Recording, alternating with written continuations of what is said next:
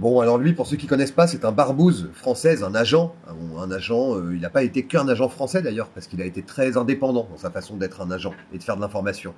Mais par contre, c'est aussi un alerteur, parce qu'il a révélé plein de choses, hein, plein de scandales. Je me demande même comment ça se fait qu'il est encore en vie, ce gars-là. Alors, il vit en Suisse, je crois, mais depuis toutes ces années, il a balancé tellement du lourd. Donc là, je vais vous rebalancer ce qui parle de Kadhafi, le financement, comment ça s'est passé.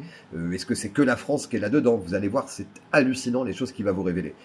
C'est là où que ça se passe. On a fait tomber Kadhafi. Kadhafi finançait toute l'Afrique de l'Ouest et notamment... Attends. Qui a fait tomber Kadhafi? La France. Et là, on était payé par le Qatar, on y reviendra. Mais quand on fait tomber Kadhafi, on fait tomber tout le système de santé du Mali et du Niger. Parce que les centres de santé intégrés, ce qu'on appelait les CSI, qui sont en brousse, c'est les petits trucs en brousse, hein, étaient payés par Kadhafi. Kadhafi savait très bien qu'il fallait pas... qu'il fallait maintenir ça pour éviter qu'il y ait une montée de la population.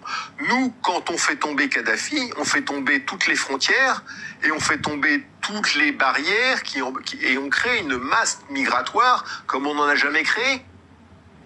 C'est ça la bêtise. Et donc, quand Gérard Longuet, ministre de la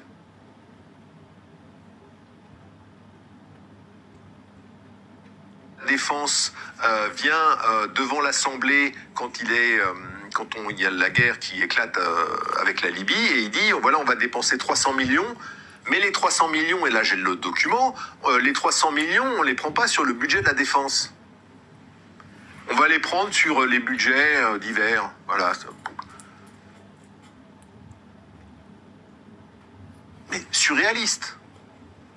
On les prend pas sur le budget de la défense pour aller faire la guerre en Libye. Et les gens croient ça. Les députés croient ça. Voilà, hein, vous avez entendu? Comme il dit, les gens ne savent pas. Même les députés ou les gens qui sont censés valider tout ça ne sont pas au courant dans le fond de ce qui se passe, en fait, la plupart du temps, en tout cas. Donc c'est chaud, hein. C'est encore un exemple de cet pseudo-État. Vous savez, il y a beaucoup de gens, ils appellent ça le deep state, notamment Trump, dans son discours avant l'investiture, avant la campagne, enfin avant l'élection.